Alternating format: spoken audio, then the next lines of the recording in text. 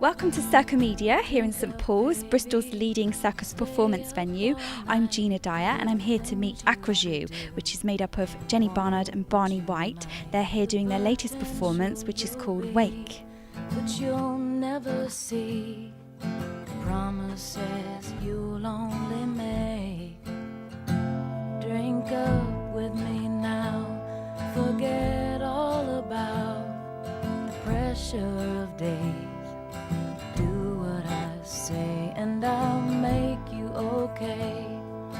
Drive them away, the images stuck in your head.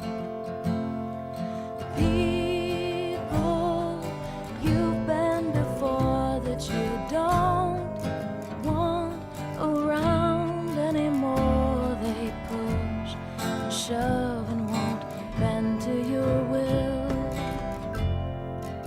I'll keep them still.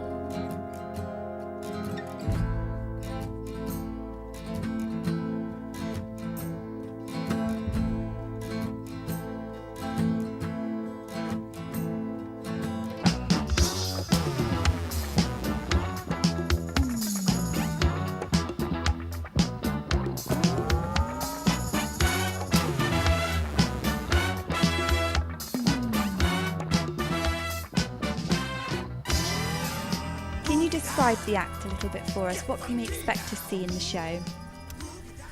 Well, it's circus predominantly, lots of physicality, there's a lot of dark comedy in it, it's quite surreal in parts, It's funny, it's quite sad. What would you say? Yeah, it's a very narrative show. It's got quite a, we like to think it's got quite a clear story all the way through. That's also that we leave quite open to interpretation as well. But that's quite an important thing for us. Very broadly, it's about a man who's forced to confront issues in his life that he's neglected and pushed aside, and Stuff he's tried to sort of repress. He's kind of put in a situation where he has to deal with a load of forced to stuff. confront these things so he can kind of solidify that and move on with his life. Where did the inspiration for the show come from? It was quite a while ago. We had the idea of making a show that was about one guy, and everything that happens in the show is inside his head. So the set, the other characters, I'm playing parts of him in the show, so I play a range of characters, but they're all him. And he's kind of the main protagonist, like the sort of person that you see inside your mind as yourself, dealing with different parts of himself. So that was the initial idea that we had, wanting to look at the process that everybody undergoes. Kind of, it's quite an essential human thing of finding an element of peace with yourself and kind of getting to a level of contentment internally.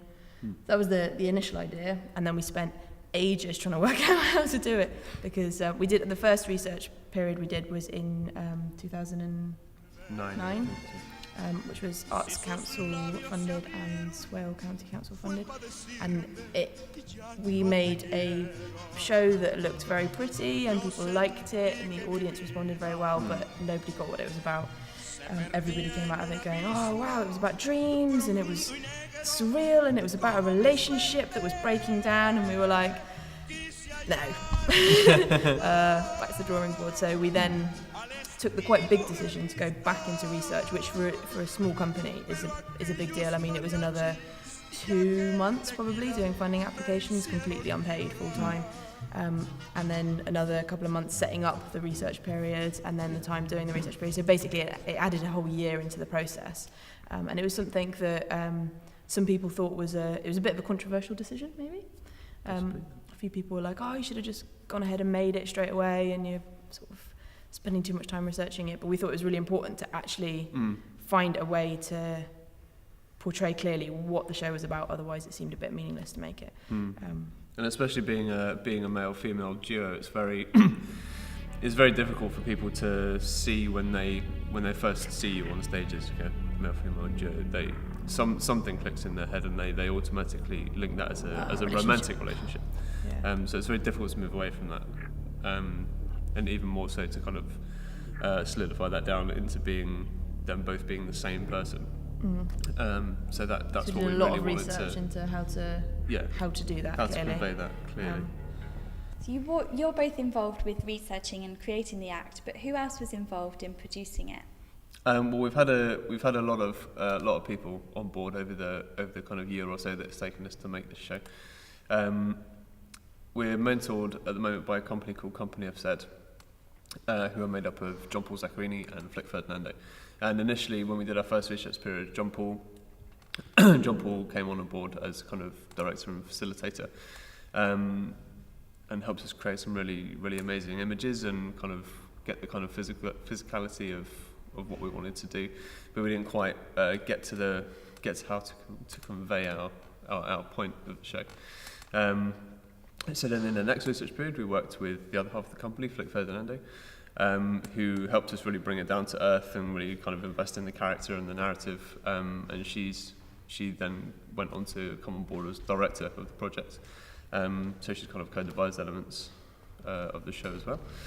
And we've also had a really great team of technical people. Our technical manager, Eric Pereira, has been fantastic and invaluable. And we've had amazing lighting by Angela Ranson. And Sound design by Craig Byrne, who's also fantastic.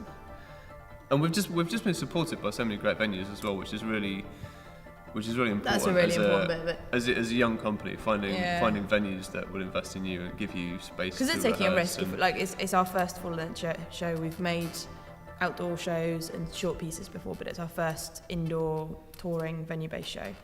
So all of them have taken a risk on us. A lot of the venues that have supported us don't really have an audience for this sort of work. There'll be venues that are smaller in small towns, and they usually program comedy and panto and things that are really kind of popular. So programming a show that's actually quite surreal, some of it's quite dark, some of it's quite sad, it's kind of weird in parts. It's quite a big risk for them. It's a big sort of audience development thing, but we've had loads of support from different venues: Farnham Maltings, Hazlitt in Maidstone, Circa Media, Jackson's Lane have supported us throughout the project. The Gulbenkian in Canterbury is a wonderful venue. So we've had loads of venues come on board, and then having that support from them gives you really good sort of leverage for getting funding on board, because you've already got all this in-kind support of, and also the kind of confidence vote of venues that are happy to give you free space and technicians and program your show and stuff. And then what about audiences? You've performed one show in Bristol yesterday. What were the audiences like in Bristol? The Bristol audience is great. I think there's a really well-developed circus audience in Bristol, obviously, because of all the circus stuff that goes on here. So it was really nice playing here. A lot of the places that we've been to, as I said, are places where they're still developing audiences for this sort of work. So it's hard because you're with people that might not get it. You might have to kind of really hit the marketing to get people in because they're not quite sure if they want to see it and stuff. But then in those places, it's rewarding for different reasons. Like in Maidstone at the Hazlitt, they don't really have an audience for this sort of work. We had really poor ticket sales, and then they ended up getting the youth theatre in, and the youth theatre loved it, and they were all like, I want to make this sort of work, and we're going to go in and do some sort of feedback with them and do a Q&A and stuff, and that's rewarding in a different way, that it's people that haven't seen this before, and when you do get them in, you get a really great sort of excited response, and we were getting emails from people in Farnham kind of going, oh wow, I haven't seen this, and it's great. And how's the way that you tell the story in circus performance different to other art forms? Obviously much more physical. There's a much there's a much broader range of physical skills that we use to tell the story, as opposed to maybe a traditional physical theatre company. I guess the physicality is much more dynamic, and there's a much broader range of action. But there's also, there's also, that's not to say it's not purely skill based. There's lots of acting in there. There's lots of physical theatre and movement, and clowning. So there's a really, I guess, where circus is good is it gives you a very broad skill base to tell your story with. Yeah, and it allows you to work a lot with the visuals as well. A lot of the circus disciplines can be used in quite a metaphorical way, so you can use them in themselves to communicate something. Like there's the quite sort of standard form of discipline in circus is acrobalance, where it's one person balancing on the other person. And we've looked at it and tried to then go, what could this be? And this is about weight bearing and carrying something. And then that's used in a piece of choreography in the show when he's really kind of at his lowest ebb and there's all this stuff bearing down on him. And it's done in a really sort of heavy form of him being ground down by everything, but then sort of shown choreographically through the discipline of acrobalance. So it's kind of finding ways to use it to communicate rather than just to go, hey, these are some skills that look great, wow. Actually looking at what that can mean and how it can bring something more to the story that we're telling. Why should people come to see this show? What's the most enticing thing about it? Well, I think for us the show is a really great mix of a lot of different disciplines.